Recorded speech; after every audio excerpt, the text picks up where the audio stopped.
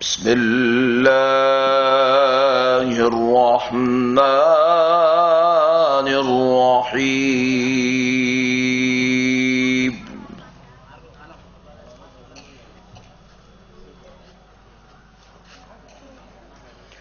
وما كان الله ليعذبهم وأنت فيهم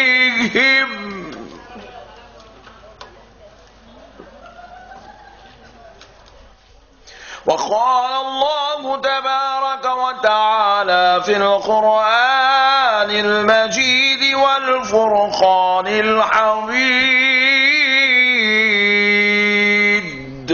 ولا تقولوا لمن يقتل في سبيل الله أموات بل أحياء ولكن لا تشعرون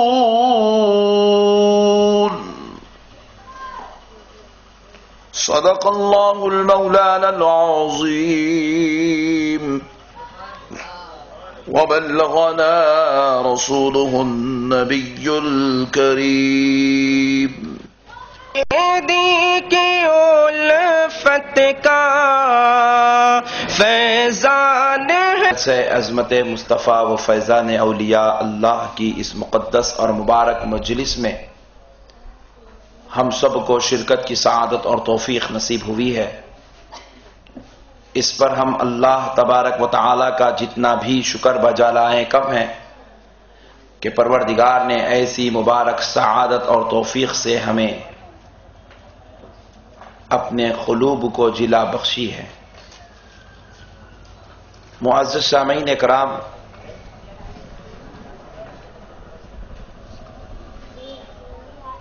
آپ اور ہم بڑے خوش نصیب ہیں کہ ہمیں اپنے آقا کا میلاد منانے اور اللہ کے محبوب بندوں اولیاء اللہ کے مقام و عظمت کو سمجھنے اور ان کے فیضان کے تذکرے کرنے کی سعادت نصیب ہوئی ہے۔ قربان جائیے پیارے بزرگ اور دوستو، اللہ رب العزت نے ہمیں ایسے نبی کی امت میں پیدا فرمایا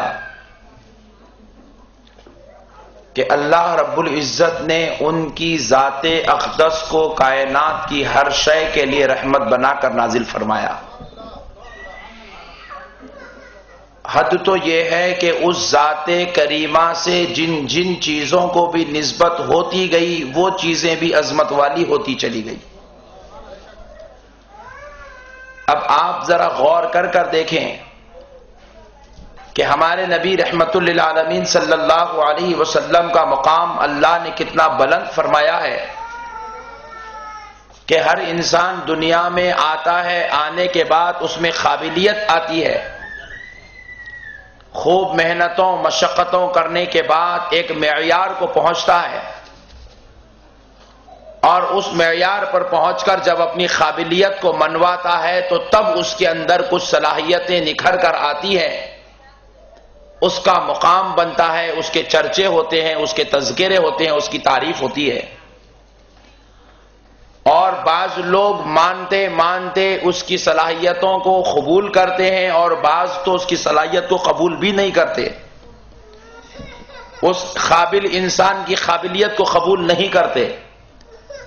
لیکن قربان جائیں ہمارے پیارے آقا رحمت للعالمین صلی اللہ علیہ وسلم کے مقام پر اللہ رب العزت نے ہمارے نبی کو وہ مقام عطا فرمایا کہ آپ دنیا میں تشریف بعد میں لائے، لیکن آپ کی عظمت کے چرچے پہلے ہوا کرتے تھے۔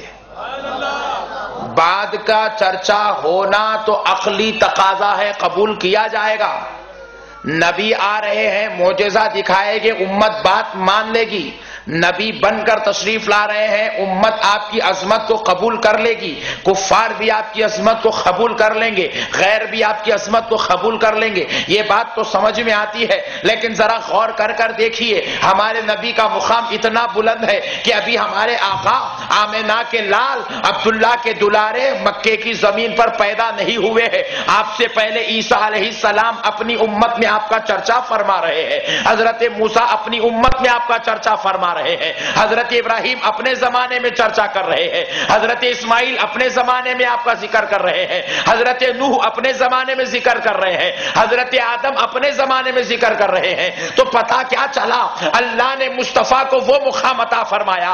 انبیاء تو بہت آئے، لیکن ہر نبی کا کام تھا کہ وہ اپنی رسالت کا تذکرہ کرے، تو مصطفیٰ کی عظمت کا بھی تذکرہ کرے، مصطفیٰ کے مقام کا بھی ذکر کرے، مصطفیٰ کی رفعتوں کا ذکر کرے، مصطفیٰ کے درجات کا ذکر کرے، مصطفیٰ کی شان کا ذکر کرے۔ اور ذکر کرنا اس بات کی دلیل تھی اللہ اس نبیوں کے مسئلوں کو حل فرما دیتا تھا۔ قربان جائیے پیارے بزرگ اور دوستو، ہمارے نبی کا مقام بہت ہی زیادہ بلند و بالا ہے۔ اب ذرا آئیے ذرا ان کی بلندیوں پر تذکرہ تک روشنی ڈالنے کی سعادت حاصل کرتے ہیں۔ آج میں بعد کی باتیں نہیں، نبی کی آمد سے پہلے کی باتیں کروں گا۔ یہ تو انسان کی عقل مر چکی ہے جو بعد کی بات ماننے کے لیے تیار نہیں ہے۔ ارے جب سورج نکل ہی چکا ہے تو روشنی آنی ہی آنی ہے، جب چاند آ ہی گیا ہے تو چاندنی ہونی ہی ہونی ہے، جب انسان پیدا ہوا ہے تو کچھ نہ کچھ کام ہونا ہی ہونا ہے۔ تو بعد کا ماننا یہ کوئی کمال کی بات نہیں، پہلے کا ماننا کمال کی بات ہے۔ سورج نہیں تھا تو روشنی نہیں تھی، چاند نہیں تھا تو چاندنی نہیں تھی، انسان نہیں تھا تو کام نہیں تھا، آدم و حوا نہیں تھے تو کوئی بیٹا نہیں تھا، لیکن قربان جاؤ مصطفیٰ نہیں تھے مگر مصطفیٰ کا تذکرہ برابر تھا، نبی نہیں تھے نبی کا ذکر برابر تھا، نبی نہیں تھے نبی کا کلمہ برابر تھا۔ اے نبی کے غلاموں، اپنی قسمتوں پہ قربان جاؤ کہ ہمارا مقام دیکھو کتنا بلند ہے، ہماری عظمتیں کتنی بلند ہے، ہماری شان کتنی بلند ہے۔ دیکھو ہم نبیوں کا کلمہ نہیں پڑھتے، ہم مصطفیٰ کا کلمہ پڑھتے ہیں۔ ہمارا کلمہ ہے لا الہ الا اللہ محمد الرسول اللہ۔ حضرت موسیٰ کی امت ان کا کلمہ پڑھتی تھی، حضرت عیسیٰ کی امت ان کا کلمہ پڑھتی تھی، حضرت یحییٰ کی امت نبی کا کلمہ یحییٰ کا کلمہ پڑھتی تھی، حضرت آدم کی امت حضرت آدم کا کلمہ پڑھتی تھی، مگر ہمارے نبی کا مقام دیکھو، صرف ہم اپنے نبی کا کلمہ نہیں پڑھتے بلکہ آدم تا عیسیٰ سارے انبیاء مصطفیٰ کا کلمہ پڑھ رہے ہیں، مصطفیٰ کا کلمہ پڑھ رہے ہیں۔ نبی بعد میں آئے، لا الہ الا اللہ محمد رسول اللہ پہلے چل رہا ہے۔ نعرہ تکبیر، نعرہ رسالت، علماء اب ذرا یہ پیارے بزرگ اور دوستو، حضرت سیدنا آدم علی نبینا علیہ الصلوۃ والسلام، میں ذرا آپ کے موڈ کو بدلنے پوچھتا ہوں، بات سمجھ میں تو آ رہی ہے نا؟ کیونکہ بعض لوگوں کی عقل کمزور ہوتی ہے تو بات کی باتیں بھی سمجھ میں نہیں آتی، لیکن آپ کو دیکھ کر سمجھ میں آ رہا ہے کہ آپ تو پہلی والی بھی سمجھنے کو تیار ہیں۔ تو پیارے بزرگ اور دوستو، مسئلہ کیا ہے؟ علم اور جہالت۔ اگر جاہل کو کہا جائے کہ سورج زمین کے قریب آ رہا ہے، چاند زمین کے قریب آ رہا ہے، تو جاہل یہ بات قبول نہیں کر سکتا۔ لیکن اگر کسی سائنٹسٹ کو یہ بات کہی جائے کہ چاند زمین کے قریب آ رہا ہے تو سائنٹسٹ آنکھ بند کر کے بات کو قبول کر لے گا۔ یہ ہو سکتا ہے کیونکہ اس کے علم نے اس کو یہ بات بتائی ہے۔ پیارے بزرگوں اور دوستو، یہی بات ہے جہالت اور علم میں۔ جہالت بعض چیزوں کو ماننے قبول کرنے نہیں دیتی، لیکن علم ہر چیز منوا لیتا ہے۔ اسی طرح خدا کی قسم بلا تشبیہ و تمثیل، ایمان کا معاملہ بھی محبت اور عقیدت پر ہے۔ اگر کسی کے دل میں عقیدت اور محبت آ جاتی ہے تو وہ ہر بات ماننے کے لیے تیار ہو جاتا ہے، نبی کی عظمت ماننے کے لیے تیار ہوتا ہے، نبی کا مقام ماننے کے لیے تیار ہوتا ہے۔ علم آ جائے لیکن عقیدت نہیں آئے، علم آ جائے محبت نہیں آئے تو اب اس کے سامنے سمندر بھی بکھیر دو، وہ عظمت ماننے کے لیے تیار نہیں ہوگا، نبی کا مقام ماننے کے لیے تیار نہیں ہوگا۔ اسی لیے پیارے دوستو، ہم محبت والے لوگ ہیں، ہمیں یہ بات بڑی آسانی سے سمجھ میں آ جائے گی کہ حضرت آدم علیہ السلام اپنے بیٹے حضرت ادریس علیہ السلام کو، حضرت شیس علیہ السلام کو بلاتے ہیں، اپنے سامنے بٹھاتے ہیں، فرماتے ہیں بیٹا اللہ رب العزت نے مجھے دنیا میں بھیجا ہے، میں نے 1000 سال اس دنیا میں گزارے ہیں، میں یہ جتنے انسان نظر آ رہے ہیں یہ سب میرے بیٹے ہیں، لیکن اے میرے پیارے بیٹے لخت جگر ذرا سن لو، اب میں اس دنیا سے پردہ کرنے والا ہوں، میں تم کو اپنا خلیفہ مقرر کر رہا ہوں، بیٹا میری ایک نصیحت سن لو. دیکھو جب کوئی بیٹا اپنے باپ کا منصب لے رہا ہے اور اپنے باپ کی خلافت لے رہا ہے, اپنے باپ کی جانشین لے رہا ہو, تو ذرا اندازہ کیجئے اس وقت جو کلمات کہے جائیں گے وہ بڑے کمال کے ہوں گے, وہ بڑی اہمیت کے حامل ہوں گے, وہ بڑے فضیلت والے ہوں گے, وہ بڑے درجے والے ہوں گے, وہ بڑی رفعت والے ہوں گے. لیکن حضرت آدم علیہ السلام نے اپنے بیٹے کو اپنا جانشین مقرر کیا تو یہ نہیں کہا بیٹا یہ فلاں کام کر دینا, فلاں کام کر دینا, فلاں ذمہ داری پوری کرنا, فلاں منصب کو سنبھالنا, فلاں کے ساتھ ایسا سلوک کرنا. یہ نصیحتیں بعد میں کی ہوگی. پہلی نصیحت حضرت آدم اپنے جانشین کو کر رہے ہیں, بیٹا سن, جب جب تو خدا کا نام لے گا تو ساتھ میں محمد کا بھی ذکر کر لینا.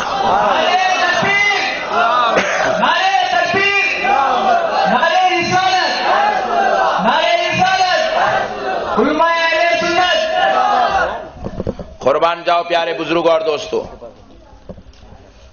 حضرت آدم علیہ السلام نے اپنے بیٹے کو نصیحت فرمائی کہ بیٹا جب جب تم خدا کا ذکر کرو گے تو ساتھ میں پیارے محمد کا بھی ذکر کر لینا. حضرت آدم علیہ السلام کے بیٹے نے عرض کیا بابا جان میں اللہ کو جانتا ہوں اور آپ کو مانتا ہوں, لیکن یہ پیارے محمد کا ذکر کرنے کی آپ جو نصیحت فرما رہے ہیں بابا جان یہ بات میری سمجھ میں نہیں آئی, اس بات میں کیا راز ہے؟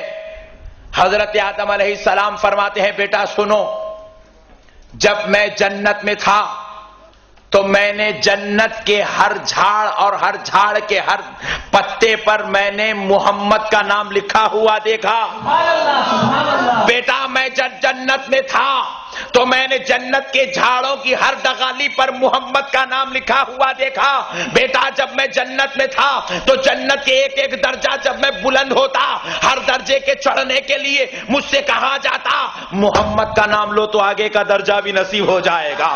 ہر نام دیتا گیا تھا اور درجہ بلند ہوتا گیا تھا. اے میرے بیٹا سنو, جب میں جنت کی حوروں کے سامنے گیا, رضوان کے سامنے گیا, جب میری نظر ان کی نظروں میں ملتی ہے, ان کی آنکھ میں ملتی ہے, تو میں نے جنت کی حوروں کی آنکھوں کی پتلیوں میں بھی محمد کا نام لکھا ہوا دیکھا.